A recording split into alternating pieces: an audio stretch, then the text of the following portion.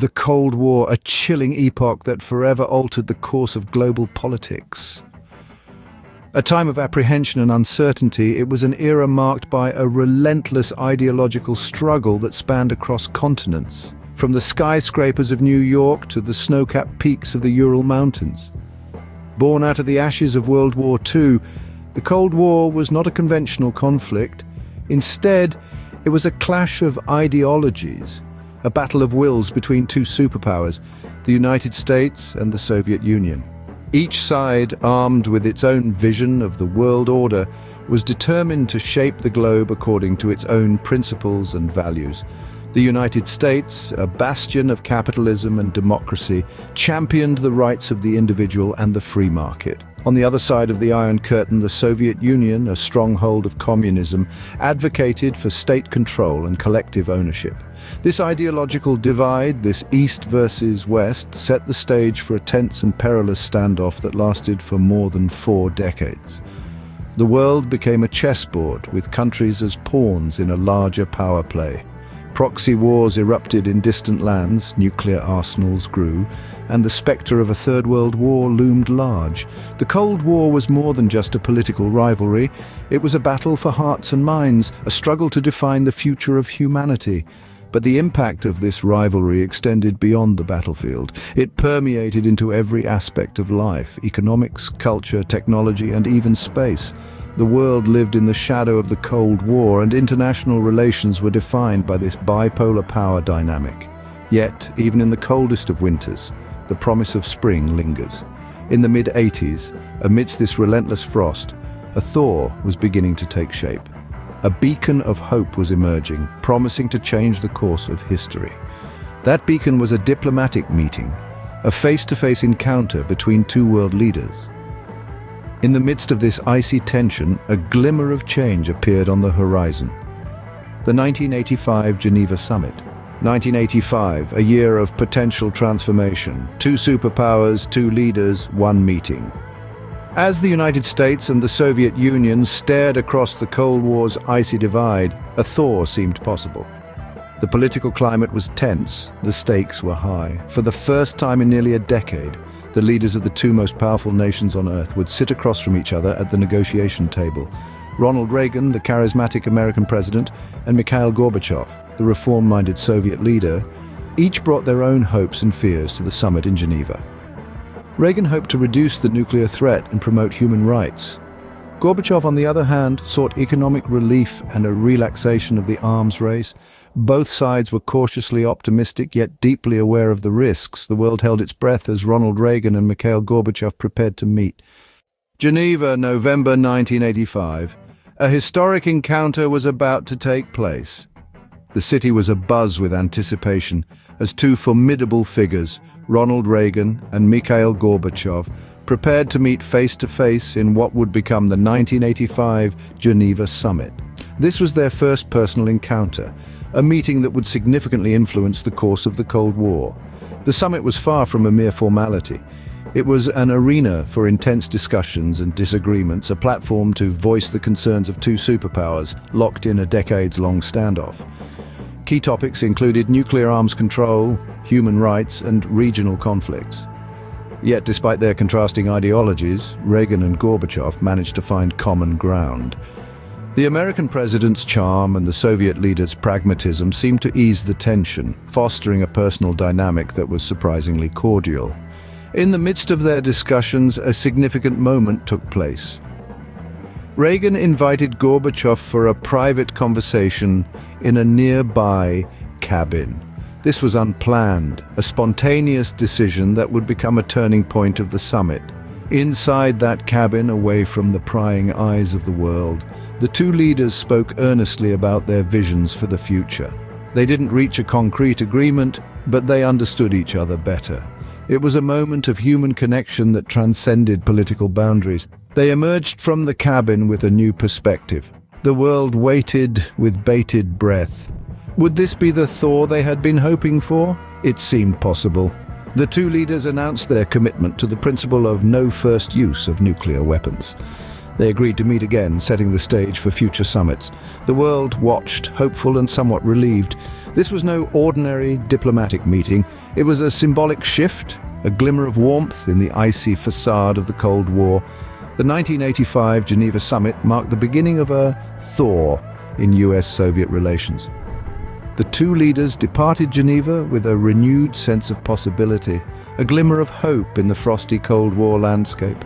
The Geneva Summit marked a turning point, a thaw in the icy relations between the US and the Soviet Union. Following the 1985 Geneva Summit, there were waves of reaction from every corner of the world. Back home in the United States, the public response was a mixture of optimism and skepticism.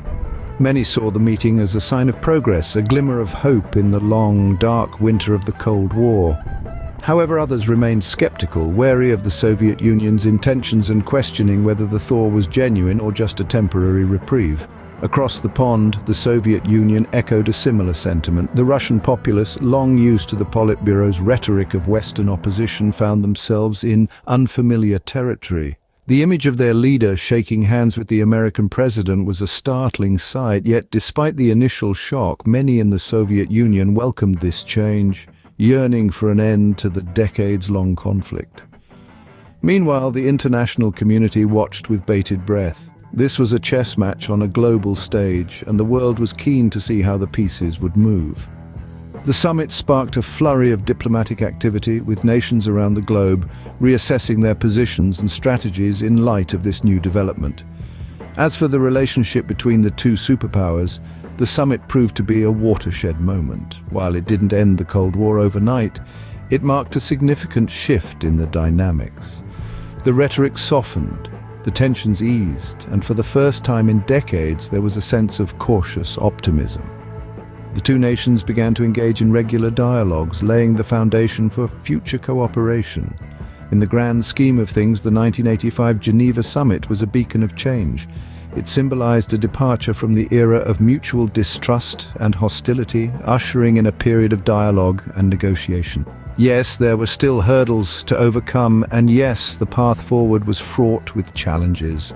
But the very fact that these two nations sat across the table, not as enemies but as potential partners, was a testament to the power of diplomacy. The Geneva Summit was more than a meeting. It was the dawn of a new era in global politics. The 1985 Geneva Summit, a moment in history that signaled an end to one era and the beginning of another. Fast forward from the chilling winds of the Cold War to the warm embrace of diplomacy. The 1985 Geneva Summit was more than just a meeting between two world leaders, Ronald Reagan and Mikhail Gorbachev. It was a turning point, an epical event that would forever change the course of history. The summit's impact was far-reaching and profound.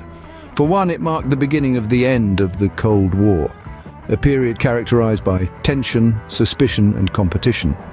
The summit was the first substantial step towards thawing the icy relations between the United States and the Soviet Union, two superpowers that had been at loggerheads for decades.